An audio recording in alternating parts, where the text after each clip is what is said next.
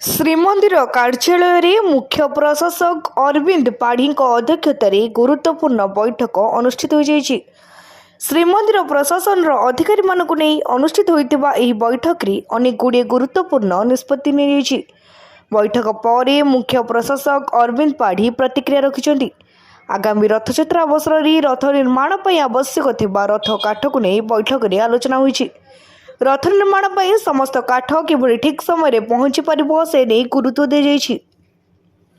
ରତ୍ନ ଭଣ୍ଡାରରେ ରତ୍ନ ଅଳଙ୍କାରର ଗଣତି ଓ ମଣତି ନେଇ ଆସନ୍ତା ଜାନୁଆରୀ 17 ତାରିଖରେ ଶ୍ରୀମନ୍ଦିର ପରିଚାଳନା କମିଟି ଜରୁରୀ ବୈଠକ ଡକାଯାଇଛି।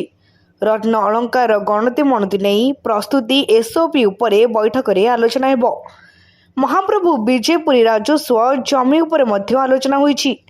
ଶ୍ରୀ ଗୁଣ୍ଡିଚା ମନ୍ଦିରରେ ସର୍ବସାଧାରଣ ଦର୍ଶନ ନେଇ ଖୁବ୍ ଶୀଘ୍ର ନିଷ୍ପତ୍ତି ନିଆଯିବ। ମାଗଣାରେ ଜ୍ୟୋତିଷ୍ଠାନ ସହିତ ଅନ୍ୟାନ୍ୟ ବ୍ୟବସ୍ଥା କରାଯିବ। ବସନ୍ତ ପଞ୍ଚମୀକୁ ଖୋଲିପାରେ ଗୁଣ୍ଡିଚା ମନ୍ଦିର। ଶ୍ରୀ ଗୁଣ୍ଡିଚା ମନ୍ଦିର ଖୋଲିବା ପରେ ପ୍ରଥମ 3 ଦିନ ନିଃଶୁଳ୍କରେ ପ୍ରବେଶ କରିବେ ଭକ୍ତ। ଭକ୍ତ ନିବାସ ପାର୍କିଂ ବିବାଦ ନେଇ ପ୍ରତିକ୍ରିୟା ରଖିଛନ୍ତି ମୁଖ୍ୟ ପ୍ରଶାସକ। ଭକ୍ତ ନିବାସରେ ରୁମ୍ ଭଡ଼ା ବୃଦ୍ଧି କରାଯିବ ନାହିଁ। ଯେଉଁମାନେ ଭକ୍ତ ନିବାସରେ ରହିବା ପାଇଁ 4 ଚକିଆ ଆସୁଛନ୍ତି ସେମାନେ ଏହି ପାର୍କିଂ ଫି ଦିନକୁ 500 ଟଙ୍କା ଦେବେ।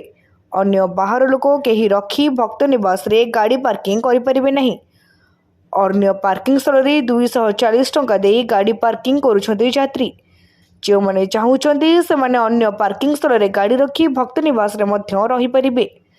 ସେହିପରି ଏପ୍ରିଲ 2026 ମଧ୍ୟରେ ଶ୍ରୀମନ୍ଦିର ସହିତ ଜଡ଼ିତ ସମସ୍ତ ପ୍ରକଳ୍ପ କାର୍ଯ୍ୟ ସାରିବାକୁ OBCCକୁ ଶ୍ରୀମନ୍ଦିର ମୁଖ୍ୟ ପ୍ରଶାସକ ନିର୍ଦ୍ଦେଶ ଦେଇଛନ୍ତି।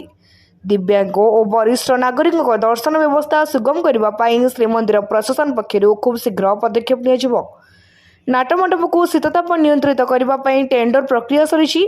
ଠାକୁରଙ୍କ ନୀତିକାନ୍ତିରେ ଯେଭଳି କୌଣସି ଅସୁବିଧା ନ ହେବ ତାଙ୍କୁ ନେଇ ଗୁରୁତ୍ୱ ଦିଆଯାଇଛି। ଖୁବ୍ ଶୀଘ୍ର ଶ୍ରୀମନ୍ଦିର ନାଟମଣ୍ଡପକୁ ଶୀତତାପ ନିୟନ୍ତ୍ରିତ କରାଯିବ ବୋଲି ଶ୍ରୀମନ୍ଦିର ମୁଖ୍ୟ ପ୍ରଶାସକ ଅରବିନ୍ଦ ପାଢ଼ୀ ସୂଚନା ଦେଇଛନ୍ତି।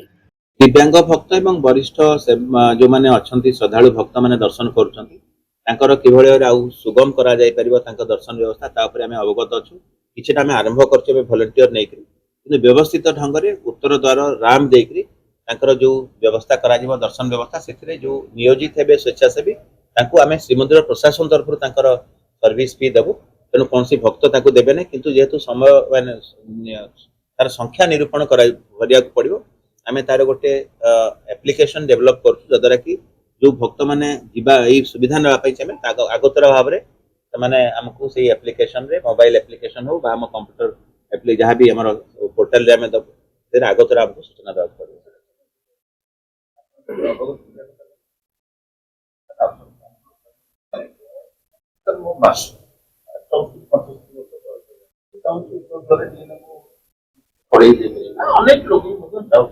व्यवस्था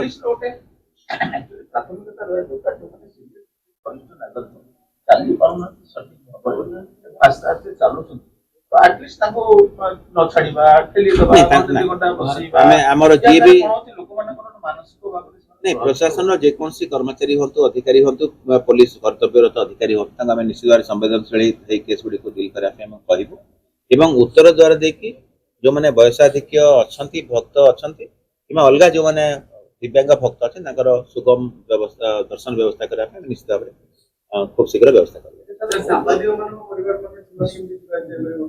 ब्यूरो रिपोर्ट तीर्थक्षेत्र लाइव।